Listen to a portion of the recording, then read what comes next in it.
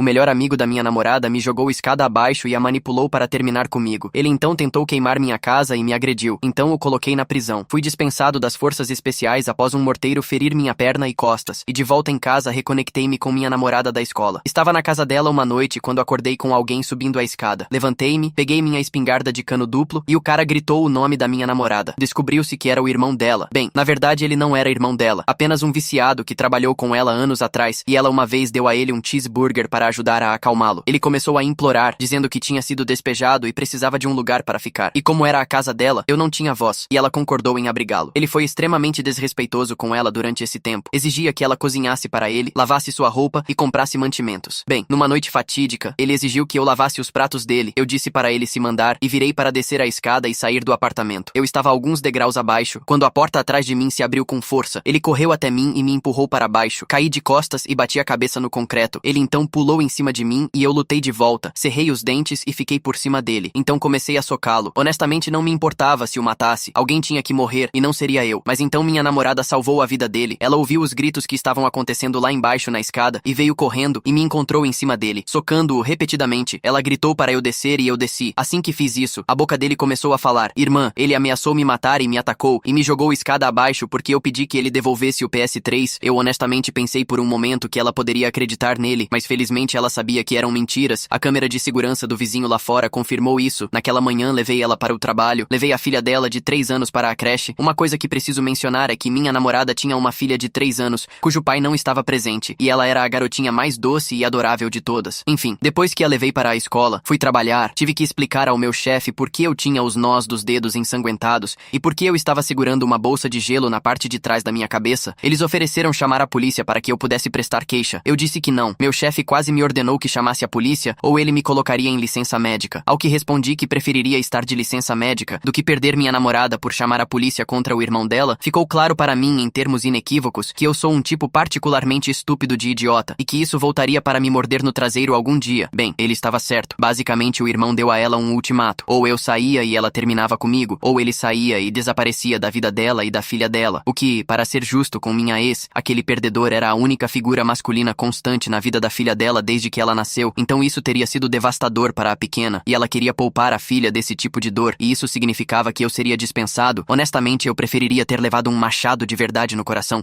porque o que eu realmente senti foi muito pior. É uma coisa se despedir da mulher que você ama, mas ter que se despedir também de uma garotinha chorando que você queria tanto em seu coração adotar e tornar sua. Eu não quero conhecer o homem que consegue segurar as lágrimas disso. Esse homem me assusta. Voltei para o meu apartamento, montei uma pequena caixa com os brinquedos e lembranças e itens de roupa que elas tinham deixado para trás, e esperei o momento certo para levar até o trabalho dela. Eu estava um homem quebrado, mas aquele pequeno canalha queria me chutar enquanto eu estava no chão. Ele mencionou há um tempo que tinha amigos que me dariam uma surra se tivessem a chance, e eu sempre achei que ele estava blefando. Bem, ele não estava blefando. Ele realmente tinha alguns amigos com antecedentes criminais e más intenções, e nos meses que se seguiram ao nosso término ele os colocou para trabalhar. E descobri que meu carro tinha sido levantado, as rodas retiradas, e eles tinham pichado coisas no meu carro depois de quebrar minhas janelas. O que meu seguro não cobriu me custou 2.500 euros em reparos. A polícia foi chamada, um relatório foi feito, as imagens de vigilância eram inúteis, rostos cobertos, eles usavam luvas, então sem impressões digitais. E não é como se fossem chamar a perícia para coletar folículos capilares no deck por vandalismo de carro. 2 semanas depois, uma tentativa de ataque incendiário na minha porta da frente. Alguém usando uma máscara e um moletom com capuz,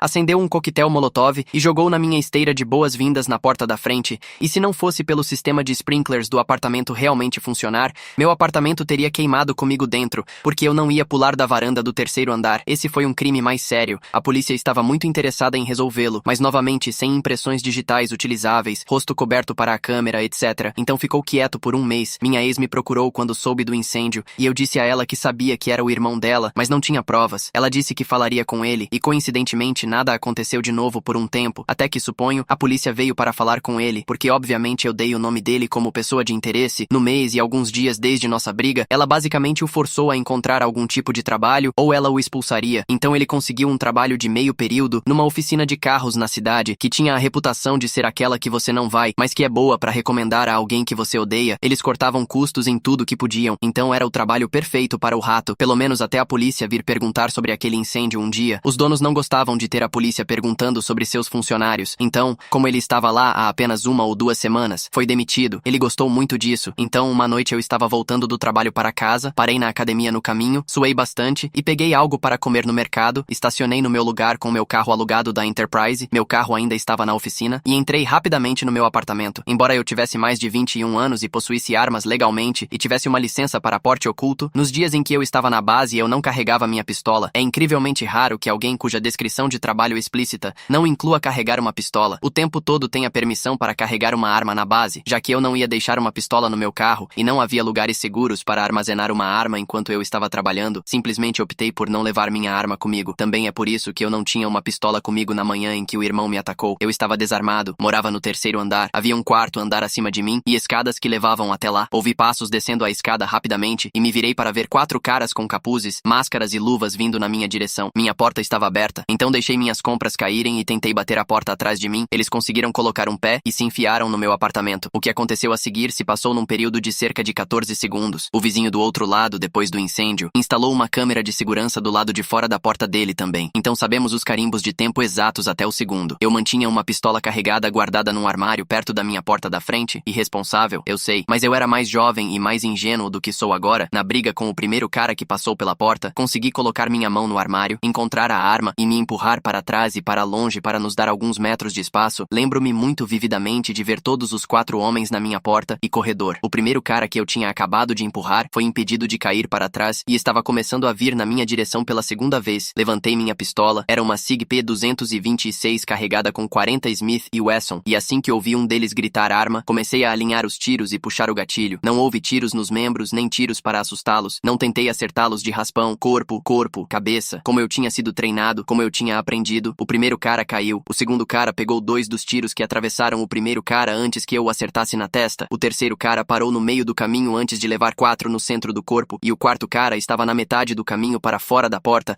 antes que eu esvaziasse o resto do meu carregador nele, através do amigo número 3, e qualquer coisa que eu pudesse ver e mirar. Bem, infelizmente o canalha sobreviveu, mas isso significava que eu não poderia ser acusado da forma mais séria possível por isso. Os primeiros 3 receptores das minhas pílulas de dormir de alta velocidade não sobreviveram. As vísceras do primeiro cara estavam por toda parte, as do segundo cara estavam por toda a minha parede. Todos foram declarados mortos no local. O quarto cara era o irmão da minha ex. Das 3 balas que o acertaram, uma raspou seu traseiro, a outra se alojou completamente na nádega direita dele, e a terceira o acertou diretamente na medula espinhal, bem na região dos rins, estilhaçando sua coluna e destruindo completamente sua lucrativa carreira em breakdance competitivo e ciclismo. Ele ficou paralisado da cintura para baixo, teve que ter um catéter permanente para coletar sua urina e uma fralda para o que agora era o subproduto mais útil que ele era capaz de produzir. Ele nunca mais andaria, nunca mais dormiria com ninguém, e quando estivesse saudável o suficiente para receber alta do hospital, foi preso na prisão. Recebeu 3 acusações, já que ele foi responsabilizado pela morte dos 3 amigos dele, também foi acusado de conspiração para cometer assassinato, agressão, e até pegou as acusações de perigo imprudente por eu ter disparado minha arma de fogo num complexo de apartamentos com outro apartamento do outro lado do corredor aberto para o qual eu estava atirando. Ele nunca mais respiraria ar livre. Eu gostaria de dizer que isso acabou com um felizes para sempre,